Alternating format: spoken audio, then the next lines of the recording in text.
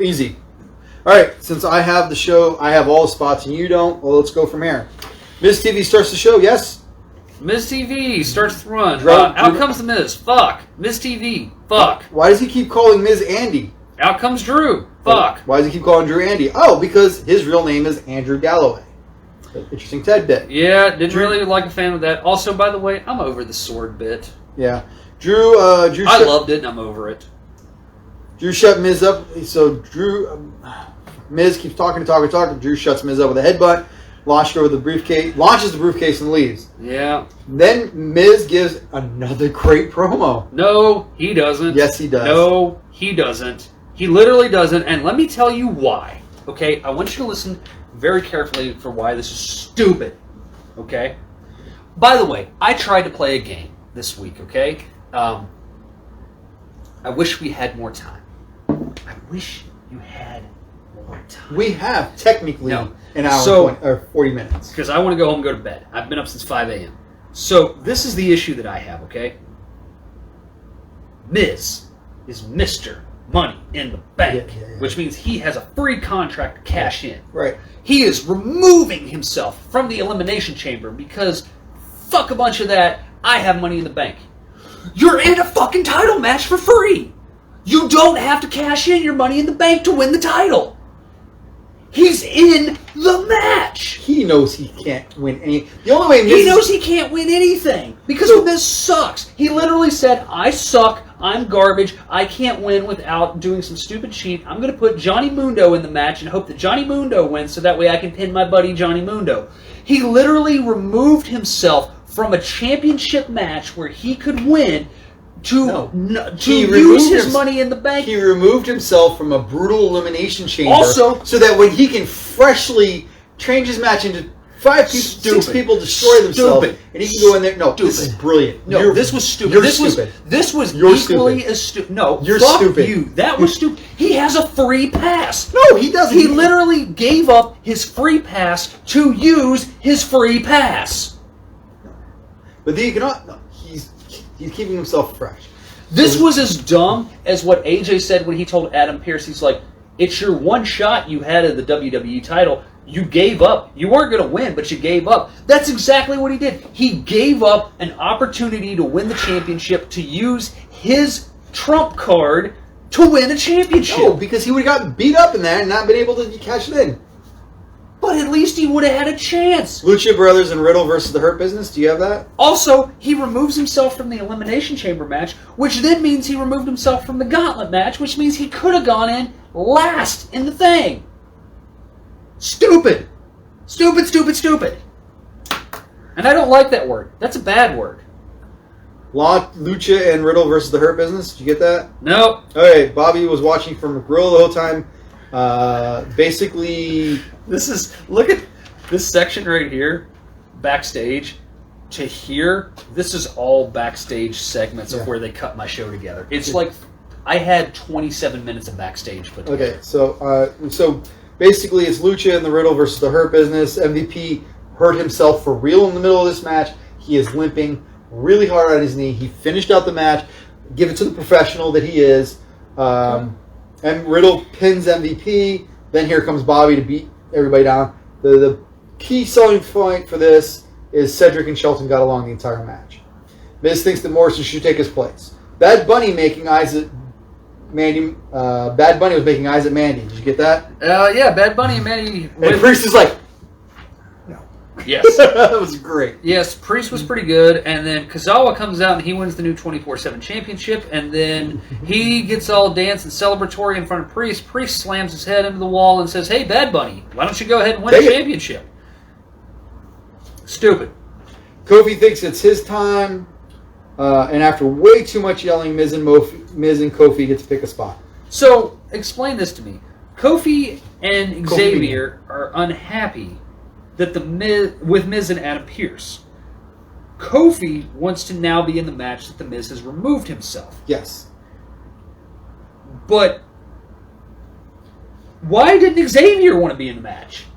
And then on top of that, why is the match made that if Kofi beats Miz, Kofi gets to go in the match, but if Miz wins, he gets to put Johnny Mundo in the match? Shouldn't the match have been Miz and Xavier to get Kofi or That might have been better. Morrison in, because that would have made more sense. But for some reason, Vince remembers that people like Kofi Kingston, and he needs to be a fighting babyface. Kofi Mania. No. Kofi Mania 2. No. That's what they're trying to... Unless they're going to bring Brock back and destroy him in 4 seconds. No. So then we have... Does anybody want to see Kofi in the WrestleMania main event again? No. Well, maybe. Then we go back to the topic of the night, Charlotte and Asuka versus Peyton and Lacey. Oh, wait, I think some more shit happened there. Nope, that's... Oh, yeah, okay. So Lacey's given about 2 minutes on the mic, which was about 1 minute and 45 seconds too long. Oh, yeah. Every time Lacey... Awful. So, my note by this says, future knowledge ruined this for me, but they false booked Lacey and Asuka before the match. I do like the fact that she called Charlotte Char Char, and then she called Peyton Pepe, which was terrible. And then I wrote down Lacey gave an awful, awful scripted promo. And then I did like that every time Charlotte was in the ring, or anytime anyway, Lacey would have just like kind of hide behind the post all like super Oh god, Rick looked 1,000 years old. So did he get worn out again? Because you said he looked great last week. Yeah, he had to have been worn out from making a baby. The only thing I could say is that whoever unfucked Lacey's makeup this week, keep it up. She looked fine. She did not look like the red outfit was the ghost of the Confederate fucking daughter's past, where her face was white and the rest of her was tan. The red outfit was working for me. Oh, you know what? She looked fine, you know. And then I wrote down, Asuka used to look good. Not like physically look good, like she used to be good. She used to be a good wrestler. She used to be a good wrestler, and then she's been on the main roster for too long. And she says, I'm pregnant. Charlotte wants Lacey to tag in. Lacey hides. My God, this wasn't very good, even with future me knowledge. And then... But the thing is that Charlotte also wants Lacey in, but then she keeps cutting Peyton off whenever she goes to tag, because they're in the know, obviously. Lacey says she's pregnant. Rick goes... Woo! Call me daddy! And Charlotte looks on like she's never understood how sex works. Like, she's just like... Well, she probably took her dad's pill. Now, as soon as that happens, I look at Dad and I go, that is probably the worst false booking ever. This is the dumbest angle. I hate when they do this angle. We've seen this angle 1,000 times. What's going to happen is the match is going to continue, and then Lacey's going to come in and just beat her up, or next week she's going to beat her up. Nope! Lacey is pregnant in real life. So, I want to pause and talk in a way that might sound horrible, okay? But I have to ask this question, all right? Because this happened with Becky. Oh, so are you gonna go the Cornette route? Should women, female wrestlers, be required to use birth control and not get pregnant and have a contract? I want to have a somewhat form of that discussion of the fact of performers have to sign certain things in their contract, like they can't go fucking snowboarding in the Alps because it's a hazard for their job, you know? Right. I apologize for saying it this way. She can control this. I mean, you know what I mean by that. I don't mean that the body shuts itself down or anything like that. That's not what I'm going with. What I'm going with is that they can use preventive measures. Maybe they did. Birth control. Maybe they did. Maybe they didn't. Not everything's 100%. In the words of the great Ian Malcolm, life finds a way, right? Yep. This happens. But does this not just fuck up everything? It does ruin what was being a pretty good... It does ruin Lacey's finally getting some resurgence back. So the game that I tried to play... They found out that day. Yes, they found out that day. So good. Get her out of the match, protect her, be fine. So I tried to play a game on this show that I'll tell you about, which is I tried to not... I looked at the show as a wrestling show, right? And then I tried to look at the show as an entertainment show, okay? I tried to look at it as the way the WWE wants me to see it, which is a weekly episodic show, right? So the only thing I can say about this segment of soap opera, old dirty hound dog man knocks up young whippersnapper who is in feud, Southern Belle, who's in feud with daughter who has past history and issues thing. If we're looking at it in the sense of a television show, I enjoyed this.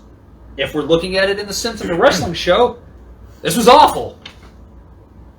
Backstage, Sheamus is in his Bowery Brawler outfit. Sheamus is so white, I thought he was wearing a t-shirt. He's gonna win. He was shirtless. He's the opposite of my wife goes, why is him and the other guy fighting now? And I looked at her, I was like, because the script called for it. And she goes, no, jackass, like, why? And then I tried to explain to her, like, real quick. I'm like, so the idea is that Sheamus and Drew are buddies. Sheamus keeps sticking up for Drew. Drew's not giving him any respect or dues for the fact of it, and he's kind of making fun of him every single time that Sheamus sticks up for him. Or Drew goes off on his own after Sheamus tells him that this is a bad idea. Things backfire. Sheamus has to come to the rescue. He feels disrespected. This is why they're fighting. It's kind of like a brotherly quarrel kind of thing, but it's gone farther because Sheamus has just been very malicious in his attacks. And she goes, oh, okay. Then Sheamus proceeds to say on the mic everything that I just said, and then I had to make the note again of, the Hills should not have good points. All right, then we go... Now, watching this as an entertainment show, I like this segment. Okay. This was a good TV segment. Kofi versus Miz. Kofi wins. I wrote down, for whatever reason, this would be fine if both of them weren't so bad at this point. This is a basic match. Miz isn't even running the ropes at one point. He's literally walking to them. This was boring. At least Kofi cares enough to dial it in and sell his injury on his knee. Kofi all of a sudden hits the Trouble in Paradise out of the middle of nowhere. I gave this 1.5 stars. Oh, and it's not just because I hate Miz. He is literally seen walking from rope to rope at one point. Did we? Okay. If we missed it, we missed it. Sorry. Sure. So then Lana's happy that she and Naomi won. Naomi thought she deserved to go through that table and a whole lot more, and I wholeheartedly agree. I didn't get any of this. Randy's backstage, and he wants to be a winner. He will be with 5 victims. Sadly, the thing is, I wrote down Randy Orton continues to make a he makes a nonsensical promo again. I wrote down, oh my God, where's Bray? And then I wrote, fuck, here's Bray via Alexis Fiend. So, from an entertainment standpoint, what did you think of Alexis summoning the dead with the candles and the pentagram? I can say I didn't like this. I actually had to talk with the wife. I'm like, is that? And she goes, no, because the points are going this way. They're just shooting it from an odd angle. They're actually using a fucking satanic pentagram. I don't mean this one way or the other against bad or good for whatever that meant to be, but it was just... It's like, really? That's the way you're going to go with it? Like, you're Dad. I was like, really? Like, if it would have been, like, runes or something, I kind of would have been a little bit more behind that, but the fact they that went she straight was using satanic. The star, they went straight looking satanic. Yes, because my wife's more knowledgeable about the way the points and all this other stuff goes, and she goes, no, it's not meant to be this one. She's like... But that's not what everybody else is going to think. No, that was just... It reminded me of Satan Taker, and that's really what it did, and it's like, if that's the button you're trying to push, maybe not. Maybe not. And I don't mean that as anything bad, Christian religion, anything like that. I just mean, like, I feel that's the wrong button to push. Yeah, that's what I mean by that. You are going... Look, let's call it what it is. Yeah. Wrestling is a big Southern... Midwestern Bible Belt wrestling has been in the Bible Belt for years. And good or bad, Christian or non-Christian, religious, all be damned, whatever you want to look at. Yeah. You're turning off a lot of your audience with that. Whether it's the right... It's like... Oh, it's like this 300-pound Samoan woman constantly beating the shit out of a 105-pound little white skinny blonde. Screaming about her hole. Which, speaking of which, Lana versus Baszler. Did you get that great match? No.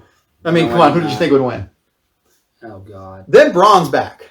Oh, can we talk about this? So why was Braun gone? Braun had a blood infection. Apparently Braun's... Well, you know what? He can have a blood inspection and have a backstage promo. Yes. Well, that's not COVID. That's like... He literally got like staph or something like that. Like I've had a blood infection. My wife got a blood infection from working. My wife's a chef by trade. Working in the kitchen, she got cut with a knife and just didn't get it clean and fast enough in time, and just got an infection like that fast. explain to me why I'm not in this match. Which is a fair fucking point. This is why I want to talk about it. Because Adam says, I was told to book past champions. And Braun says, I'm a former Universal Champion. And Adam says, yeah, but it's not the world champion belt. So Adam Pearce just took a gigantic shit on the Universal title. And then Shane goes, and he goes, you better tell Shane to make this right, or I'm going to make things really bad around here. Yes, so... Believable. Yeah. This entertainment. Because he also tells Pearce, he goes, you remember what happened the last time you pissed me off? But the fact that Adam Pearce just basically said the Universal title is nothing compared to the World Championship... No, that's not the way that was meant. Oh, that's totally... No, he's talking about, for this show, it's supposed to be past champions. Because... Who was it that was saying... he changed the rules on him in mid-conversation. Well, he said, I had to book it with champions. Braun says, I'm a champion. He goes, well, I had to book it with these I will say you're right, because he was going to let Morrison do it. Yes. And guess what? Morrison hasn't been. Then Miz is like, he was an ECW championship. So I guess by your rules, by what you're saying here, superstar...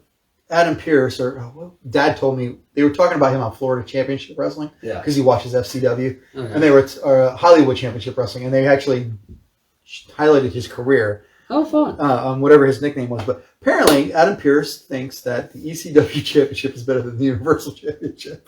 Yes, I'm sure that won't get back to Roman Reigns at all in a future segment. Okay, AJ and Omos are already in the ring. Did you have anything?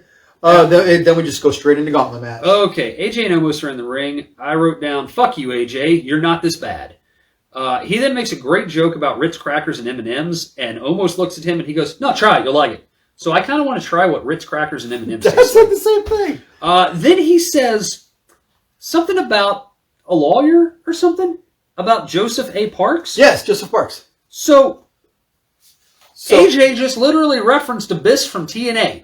No, so... We've never had Joseph Parks. Yes, we have. Before we started this show, and before you started watching SmackDown, for 3 weeks, AJ Styles brought in his personal data manager, his personal consultant, Joseph Parks, in the ring with him, with the Joseph Parks lawyer-looking gimmick, in the ring with him, and talk statistically why AJ Styles was the premier championship of SmackDown. That happened. It was in the matches. It was in the ring. That actually happened before you started watching SmackDown, before the show started. So that was not that was an actual. He referred to something that happened. Okay. Because I thought AJ just forgot what show he was on when he started talking about Joseph Park, and I was like, Joseph Park, Abyss? What? Joseph Parks is a writer for SmackDown. Okay, that's. Well, maybe that explains some things on SmackDown.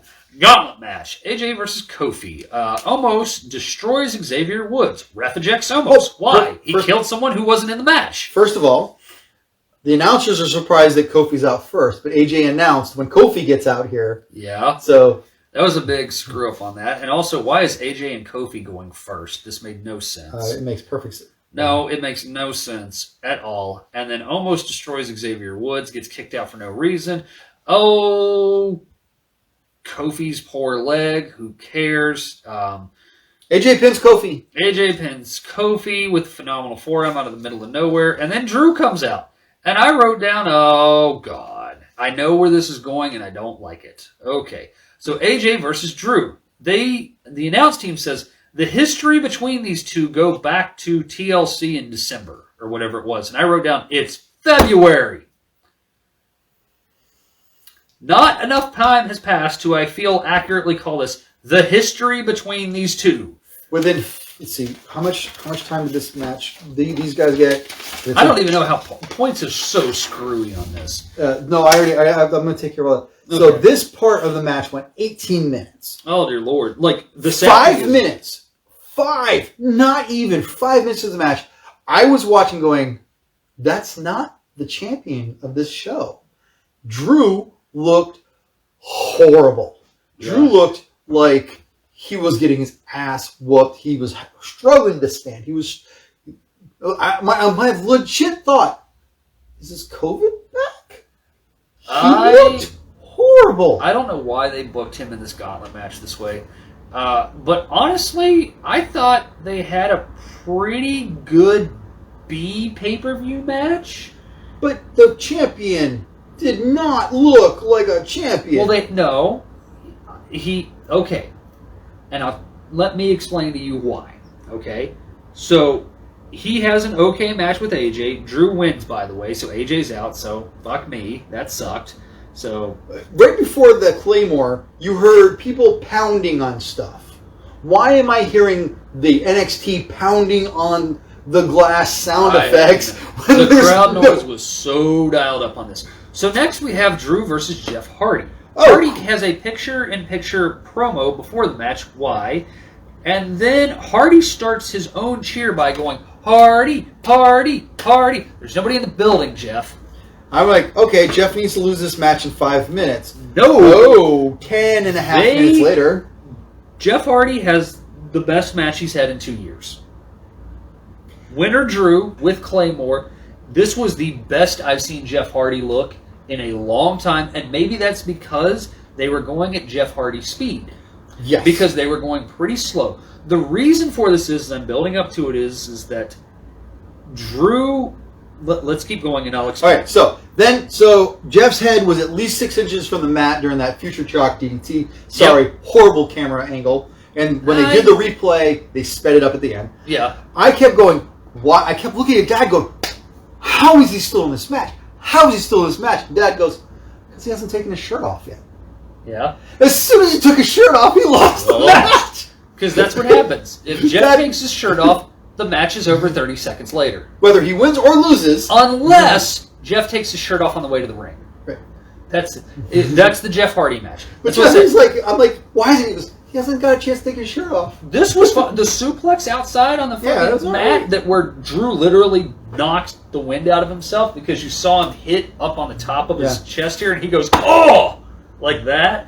Yeah, that probably hurt. I hope they're not killing Drew McIntyre. Like, I really hope he just popped and didn't have anything and then tested negative.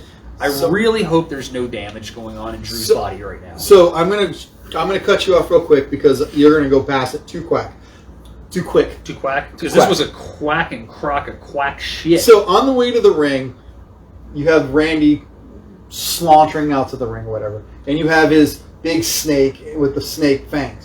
Dad paused it in such a way that it looks like Randy had little devil horns. My wife is watching this and she goes, you know, he's such a prick, but he does have the right name, the Viper. She goes, I believe the Viper's thing. My wife likes Randy. My wife hates Randy. My wife thinks he's a good-looking man. My wife hates Randy. Before we talk any further about that, I'd like to talk about something that was learned on recently in a question and answer. So apparently, young Randall Keith Orton posted on his Twitter about. So there was it was a picture of him and Snoop, and he wrote WrestleMania 25 tree first time. So, and then he rescinded that, going, "Oh, I'm sorry. It was the WrestleMania 24 was the first time." And then they're like, "Are you saying that you?" And so and then he had to resend it again and go, "I'm not saying that was the first time ever. It was the first time I did it with Snoop Double DOG." So basically, Randy Orton on social media recently admitted to smoking weed before beating both Triple H and John Cena in WrestleMania 24 and 25. So Randy Orton comes down to the ring. And how many violations has he received? I wrote down, nope. Alexa uses her magic powers to take over the Thunderdome. The ref is counting.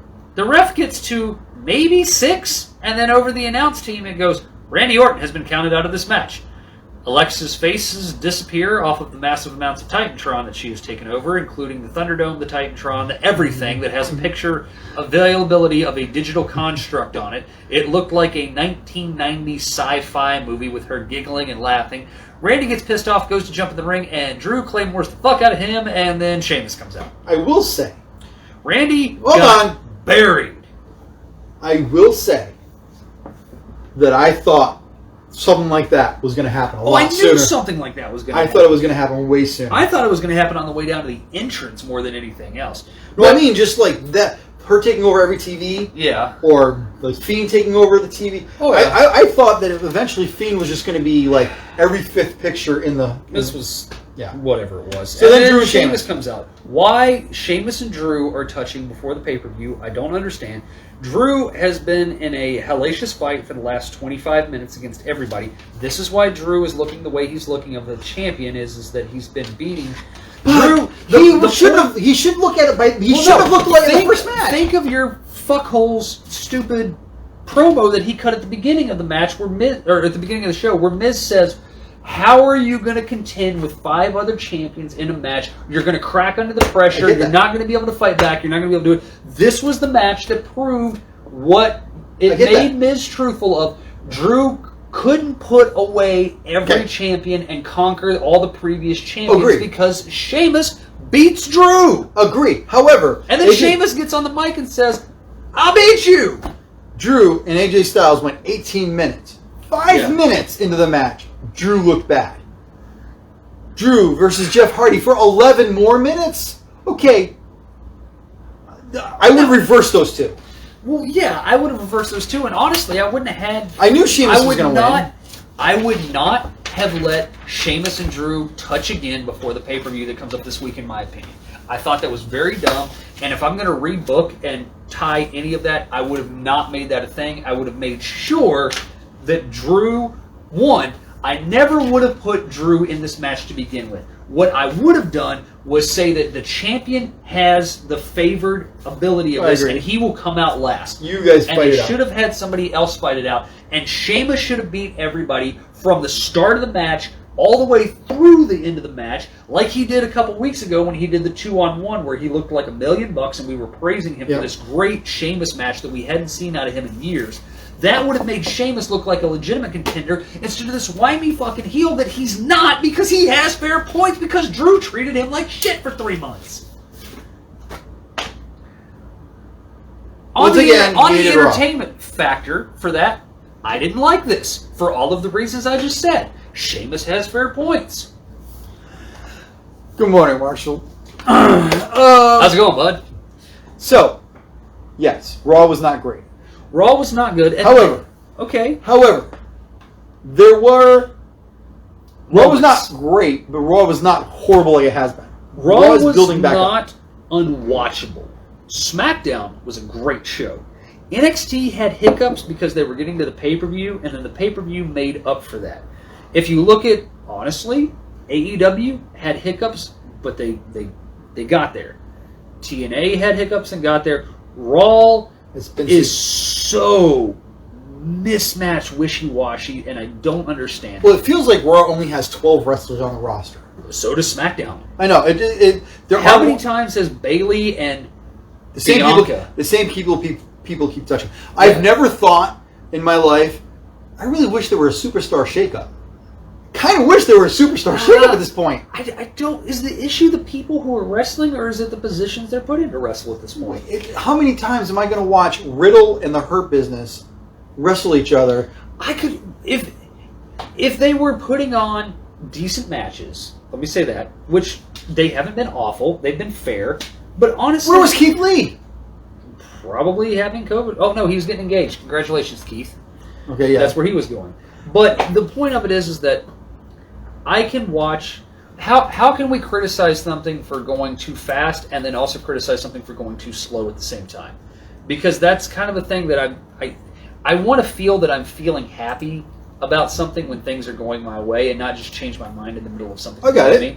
So like, I like long form stuff. I could watch Riddle and the Hurt Business wrestle for a year if they were doing good things with them and I liked them.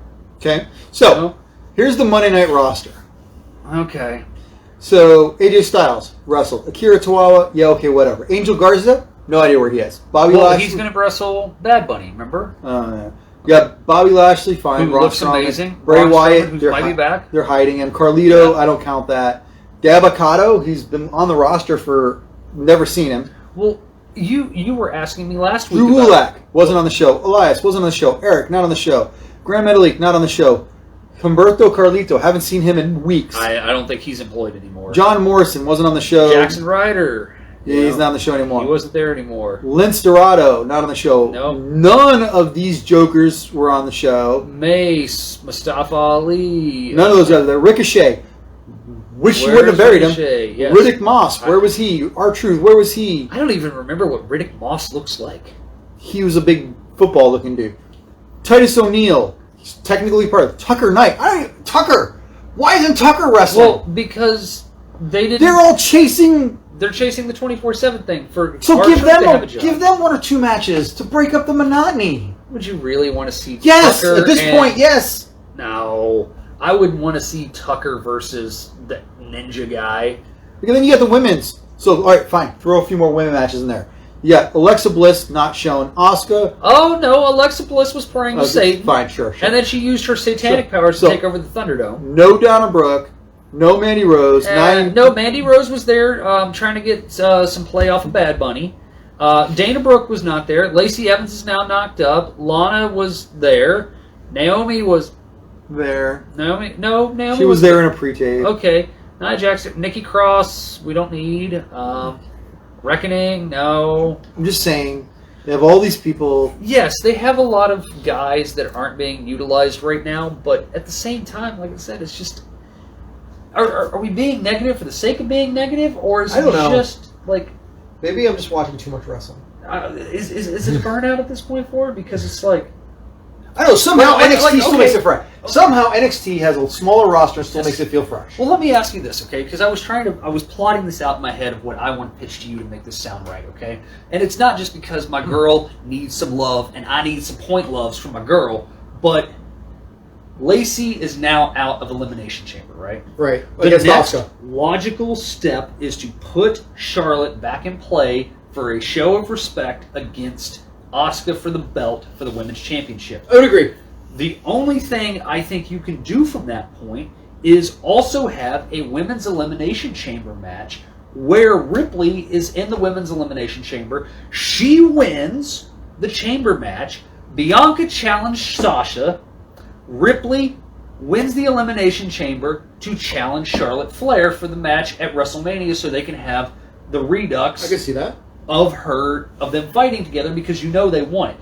Because at this point they have nothing for Ripley. She hasn't been on the show. The only person she can have a Rhea Ripley match with is going to be Charlotte like they did in NXT. Maybe Asuka. Maybe Bayley. Maybe Bianca Belair. Yeah, those are two people on different shows, right? Four people, two of them on different shows. Asuka has not had an Asuka match since NXT. Almost. Since she lost to Charlotte at WrestleMania 3 years ago. Okay, yeah. So when the streak got broken at Charlotte, that's when she just basically... She's in the AJ Styles mode. She's wrestling main roster match of, I have 5 moves of doom. You don't really care what else I do as long as I get to the story you want to tell. So that's my rebook for that is if Lacey's out and you want Ripley to have a spot because they haven't figured out what to do with her, put a Women's Elimination Chamber match on, book it. Don't put Sasha or anybody in the match because that makes no sense. Have Charlotte and Asuka do a title swap, and Ripley and Charlotte go back to WrestleMania. So, this is going to conclude our show. We're going to agree and disagree on a couple of points. I don't know what makes Raw better at this point. They can have good matches. But just, I don't know, maybe the quality of the matches, or maybe not have the same person wrestle 5 different matches in a row, which is what they've been doing. And as we talked about, some of these guys are going so slow. Yeah. Like, if they're that burned out, I don't ever want to see Dabba-Kato again. But at this point, give me Dabba-Kato, because maybe... Versus Tucker. 2 beefy dudes. Something different. Give me something different. That's a lot of sausage packed into one container. Fine. Have Drew Gulak wrestle a legitimate match against... Miz. Drew Gulak is supposed to be one of the best people in the world. Never seen it. All right, so we're done with this show tonight. What are we talking about next week?